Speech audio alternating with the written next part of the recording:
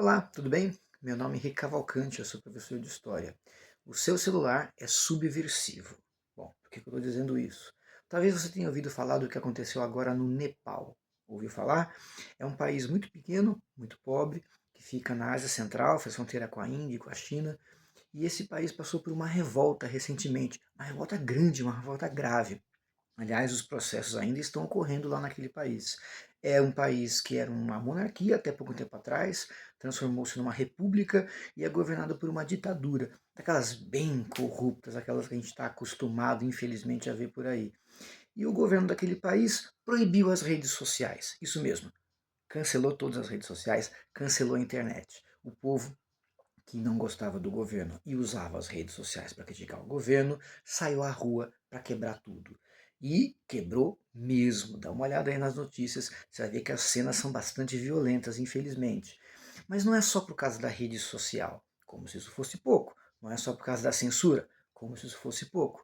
O governo esqueceu que as pessoas usam, num país muito pobre, a internet como meio de serviços, como troca de mensagens para oferecer economia informal, que é o que, aliás, move a economia daquele país, que, repito, é muito pobre. Cancelando a internet, o governo não só cancelou os meios de comunicação das pessoas e a forma de criticar um governo que é altamente pouco legítimo, mas a própria sobrevivência financeira das pessoas. É isso que levou as pessoas a irem para a rua e quebrarem tudo. Mas aí você vai perguntar: o governo não percebeu isso? Claro que não, exatamente porque ele é uma ditadura. Ele está pouco se lixando, para dizer o mínimo, para a população. Olha que interessante. Essa revolta só ocorreu porque as pessoas usam o celular, usam esse meio de comunicação descentralizado. Esse aspecto é muito interessante. A maioria dos golpes que existiram em todos os tipos, inclusive no Brasil, vários, sempre procuram controlar os meios de comunicação. As ditaduras sempre procuram controlar os meios de comunicação. Quem controla o meio de comunicação controla um dos principais pilares do poder. Só que hoje, com a comunicação muito disseminada pela internet, pelo celular, é muito mais difícil fazer isso. Impossível não é. O governo até tentou, cortando literalmente, entre aspas, os fios da internet, o que obviamente não é fácil de fazer, fácil de falar, mas não fácil de fazer.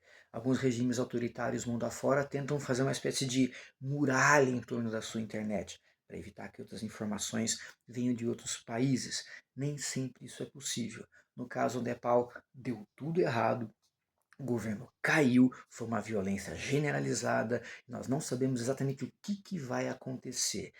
As notícias, elas são notícias muito desencontradas, mas uma das notícias que eu li é que foi feita uma eleição presidencial pelo Discord. Olha que coisa interessante, realmente o celular veio para ser subversivo mesmo. Talvez por isso, não sei se você já ouviu falar, mas aquela famosa empresa que tem a maçãzinha mordida, né? Pois é. E por que que quando o pessoal lá da Califórnia, Steve Jobs entre eles, fundou essa empresa da maçã mordida, eles resolveram colocar esse símbolo no computador pessoal, então o computador pessoal lá atrás? Porque a ideia era exatamente essa. A maçã mordida ela é de pecado, mas não é o pecado bíblico, é só uma metáfora, claro.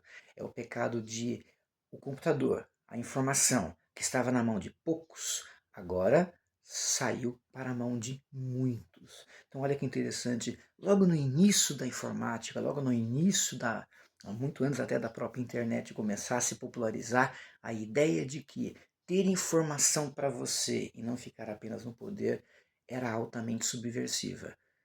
Muitos anos depois, os jovens do Nepal estão apenas comprovando isso.